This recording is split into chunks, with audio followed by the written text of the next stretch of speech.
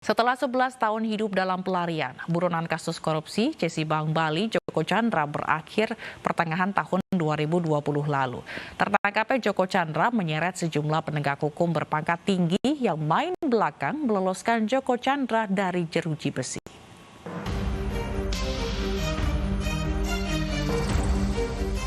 Penghujung bulan Juli 2020 menjadi akhir pelarian Joko Chandra. Buronan 11 tahun ditangkap di Kuala Lumpur, Malaysia. Kabar Reskrim Polisi memimpin langsung penangkapan sang buronan kasus Bank Bali. Penangkapan Joko Chandra bersamaan dengan penetapan status tersangka sang pengacara Anita Kolopaking. Mabes Polri menganggap Anita memalsukan surat jalan dari polisi saat sang buronan berkunjung ke tanah air Mei dan Juni 2020 lalu. Saat itu Joko Chandra bisa bebas melenggang membuat IKTP dan paspor di Jakarta serta menumpang jet pribadi ke Pontianak sebelum akhirnya lari kembali ke Kuala Lumpur, Malaysia.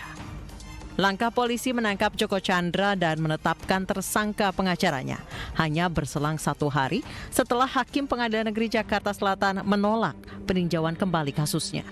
Pasalnya, Joko Chandra tidak pernah hadir meski sidang berkali-kali ditunda.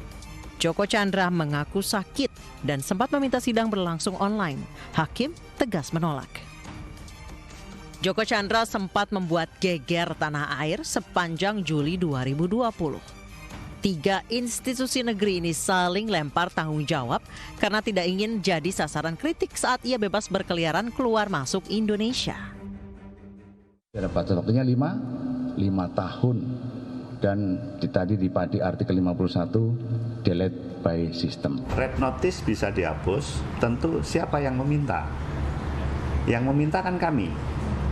Nah, saya tidak tahu apakah red notice yang dikatakan terhapus di sistem itu seperti apa, kami tidak tahu. Tetapi sepanjang pengetahuan kami yang meminta, apabila itu belum tertangkap, maka pengetahuan kami adalah masih diperlukan red notice itu.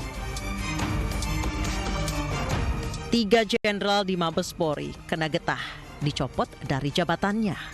Brigadir Jenderal Prasetyo Utomo dicopot dari jabatan Kepala Biro Koordinasi dan Pengawasan PPNS Barreskrim Polri. Inspektur Jenderal Napoleon Bonaparte dicopot dari jabatan Kepala Divisi Hubungan Internasional.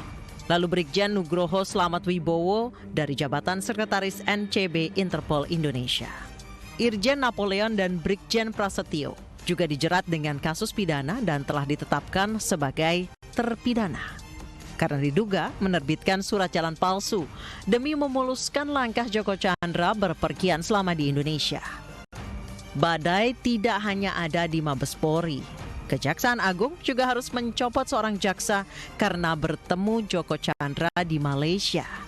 Namanya Pinangki Sirna Malasari, Kepala Sub Bagian Pemantauan dan Evaluasi 2 di Biro Perencanaan Jaksa Agung Muda Pembinaan. Ia dinilai melakukan pelanggaran disiplin dengan berpergian ke luar negeri sebanyak 9 kali. Pinangki Sirna Malasari juga terbukti menerima suap dari Joko Chandra. Tim Liputan iNews melaporkan.